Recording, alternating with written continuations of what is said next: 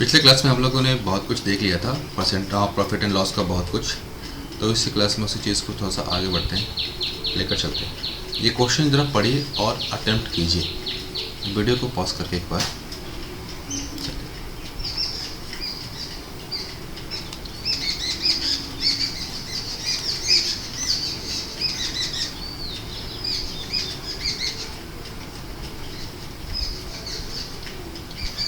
पढ़िए जरा अच्छे से इसको।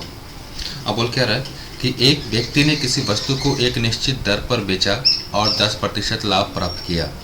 यदि उसने उस वस्तु को 500 रुपये कम कीमत पर खरीदा होता एवं समान कीमत पर बेचा होता तो उसे 20% का लाभ प्राप्त होता।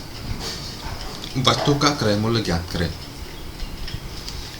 इस क्वेश्चन को हम लोग इससे पहले वाले वीडियो में देख चुके हैं कि इसका कंसेप्ट क्या है, करने का अप्रोच क्या है। चलिए लेकर चलते हैं।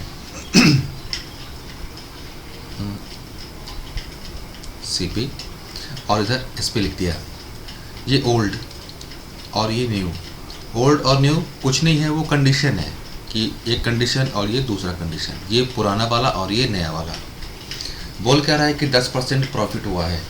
बोल क्या रहा है कि 10% प्रॉफिट हुआ है और बाद में बोल रहा है कि 20% प्रॉफिट हुआ है। तो 10% प्रॉफिट को तोड़ दे क्या, 10/100। ऊपर वाला प्रॉफिट और नीचे वाला सीपी। तो यहाँ पे भाई साहब 100 यूनिट आ गया।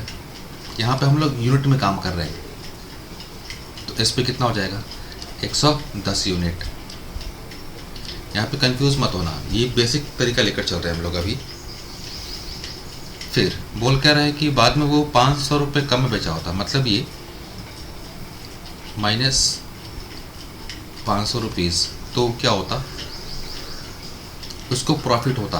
कितने का होता, 20% का होता। लेकिन साथ में ये भी देखिए कि बोला है कि सेम प्राइस पे 500 रुपये कम कीमत पर खरीदता है और समान कीमत पर बेचा होता। मतलब पहले वो चीज़ 110 यूनिट में बेच रहा था, तो अभी भी कितना में बेचेगा, 110 यूनिट में बेचेगा। लेकिन यहाँ से इस जगह से लेके यहाँ तक पहुँचने में जो कंडीशन क्या है, ये 20% का प्रॉफिट है। 20% का प्रॉफिट ये जब पता है तो ये वाला निकल जाएगा क्या, ये पता है, ये वाला पता है तो ये निकल जाएगा। कैसे निकालेंगे, चलो थोड़ा सा बता देता हूँ कैसे निकलेगा। सिंपल सा बात है, यहाँ पे कुछ भी चीज़ होगा, जो भी होगा वो अपने आप में कितना होगा, 100% होगा। और ये 20% बढ़ा कर है, तो बस इसको थोड़ा सा इधर लिख देता हूँ कि 120% कितना है, 110 के बराबर 1% कितना हो जाएगा, 110/120। हमें 100% चाहिए, 100%। 110/120 100%। जो कट रहा है काट दो, ये 5 और ये 6। इसका मतलब यहाँ पे जो वैल्यू आएगा अपना क्या आएगा, 110/6 गुने 5। अब ये और ये इन दोनों का डिफरेंस कितना है, 500 है। तो इसी को आगे लेकर चले,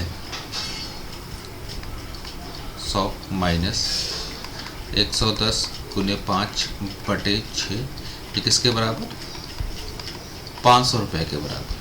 इधर कितना आ जाएगा, 600 माइनस ये 550 और ये 6 जाके उधर गुना होगा, ये 5×6 30।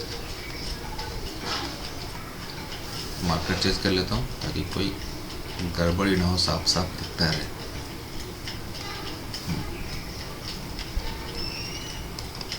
छः 600 में से 550 चला गया, 50। ये यूनिट है, ये कितना, 3000। क्वेश्चन आपसे पूछ क्या रहा है कि वस्तु का क्रय मूल्य ज्ञात करें। क्रय मूल्य कितना है भाई साहब, क्रय मूल्य तो अपने पास 100 यूनिट है ना, तो 50 यूनिट जब इसके बराबर, तो 100 यूनिट किसके बराबर होगा, इसका दोगुना कर देंगे। अरे ज़्यादा तो नहीं लिख दिया, ज़्यादा 0 हो गया, 6000। ये अपना आंसर हो गया। अब एक चीज़ और लेकर चलते हैं। ये तो था हमारा जनरल अप्रोच, यहाँ तक तो किसी को कोई कन्फ्यूजन होता ही नहीं है। एक बार मार्कर तो ले लो, वहाँ मार्कर नहीं।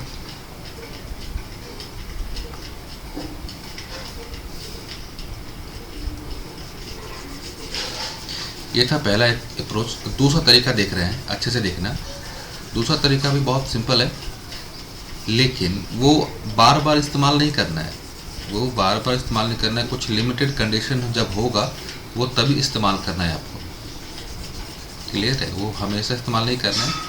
जब लिमिटेड कंडीशन होगा, वो लिमिटेड कंडीशन क्या है वो देखते हैं अभी हम लोग। तो क्वेश्चन पढ़ेंगे तो अपने आप पता चल जाएगा।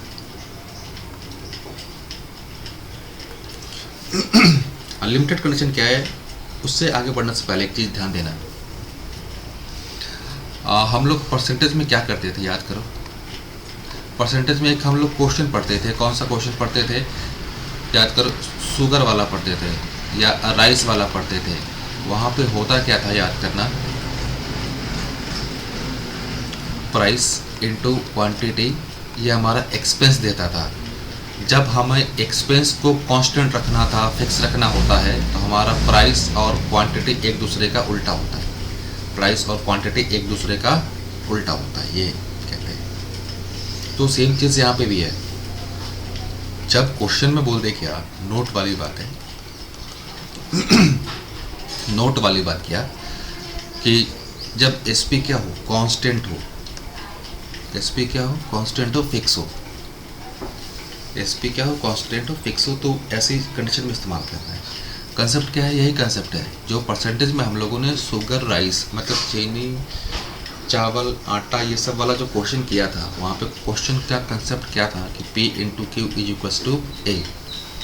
जब हमारा एक्सपेंस कांस्टेंट होता था, एक्सपेंस को हमें फिक्स रखना पड़ता था, खर्च को हमें समान रखना पड़ता था, तो वैसे कंडीशन में P और Q एक दूसरे का उल्टा होता था। सेम चीज़ यहाँ पे भी।